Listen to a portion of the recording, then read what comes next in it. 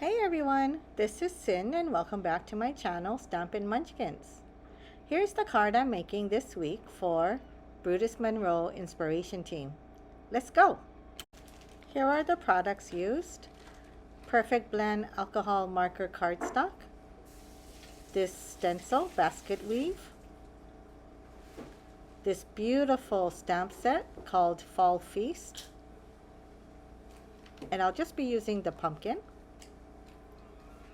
There it is, Fall Feast. Love it. Alabaster white embossing powder, which is very fine. Black Raven and clear embossing ink pads. Comes in this set of 4 minis. Squeaky Clean stamp cleaner. And I am going to be cutting this down a little smaller than A2 size. And now I'm going to use the stencil, so I'm putting some blue painter's tape behind it, and I will put the stencil on top. And I'm going to be using the clear embossing ink and putting it through the stencil so that I can use my alabaster white to embossing powder, and I will get a tone on tone, white on white image so that I could use it as a resist. So now I'm adding the white, and I left one painter's tape so I could use it as a handle.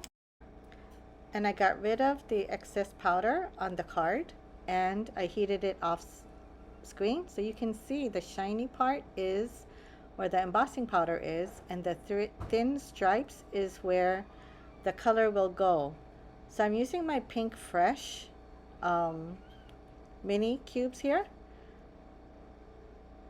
as I wanted a warm pumpkin-y colored background. So I'm going from light to dark. There's 4 ink pad shades, and you can use any ink pads that you have. But I have this and I decided to use it, and I love the color range. So now I'm using a cloth, a dry cloth, to wipe it off to get the whites white again. And now I'm going to be using my Raven black ink pad because I will be Copic coloring this pumpkin, and I'll have a range of pumpkin, a line of pumpkin, and I'm going to be making a mask on Copic, cut it out inside the line, and I'm going to have 5 pumpkins. So I stamped the middle one first, as that's the one I wanted to be front and center, and 1 mask was enough, and I will just remove it and then add it to the next one. So this is super simple masking, and now I'm going to be using my Copic. I'll save the mask for later and cleaning it off with my Squeaky Clean. And I'm going to be coloring these, and the colors are on the top. Simple Copic coloring. It's going super fast. And again, the colors are on the top. I use 3 colors per pumpkin, and I used a variety of orange. I'll have it listed on the top left corner what each color is, and the middle one is a little darker. So it's the same colors. So I used 4 colors, same colors, except I used I took one out. So I took one of the light colors out of the middle one, and I took the darkest one out of the left one. So I wanted a kind of an apple green, yellow green pumpkin. So this is what I used, the colors. Again, I will have it all listed below. And I'm leaving the highlight in the middle, as its pumpkins are round, and I wanted to show that the roundness of the pumpkin. So I just keep going back and forth until I like it. And same thing here. it's going to be a different green because I got rid of the lightest color. As always, everything will be listed below, and I would appreciate it if you use my Brutus Monroe affiliate link, even if you're not going to shop, as that shows Brutus Monroe that you came from my video. But if you buy something, it is an affiliate link, so I do get compensated, and it doesn't cost you anything at all. So why not use the links that we, not just myself, but if you're looking at somebody else's videos, please support us, because we're doing hard work to bring these videos to you. Now I'm just using brown for the stem, E59, and just one color. And for the vine tendril, G99.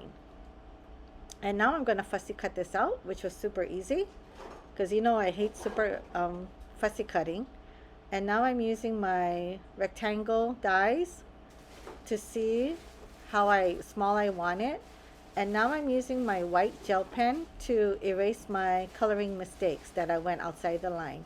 And this is a super easy tip. Just make sure you put it on the side to dry before you touch it, because it will smear.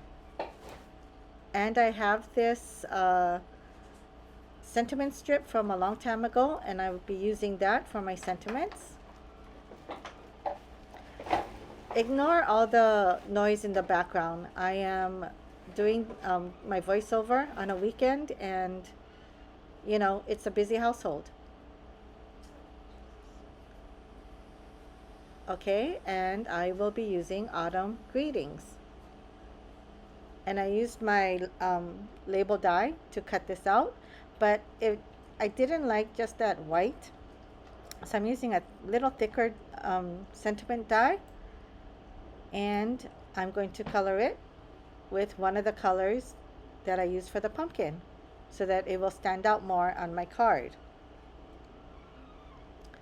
So if you don't have the exact color that you need, you can always color it.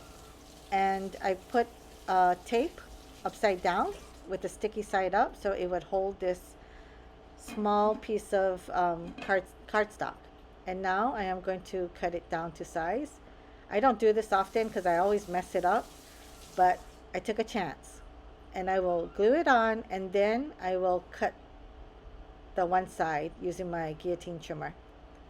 So see how much it pops. So I will be, I put foam tape behind the pumpkins and the sentiment strips, so that it will give it some dimension. And I'm using my Creative Corners L-shaped ruler to make sure it's on straight. And I added a double foam tape to my sentiment strip, so that it comes up a little higher than the pumpkins for more dimension.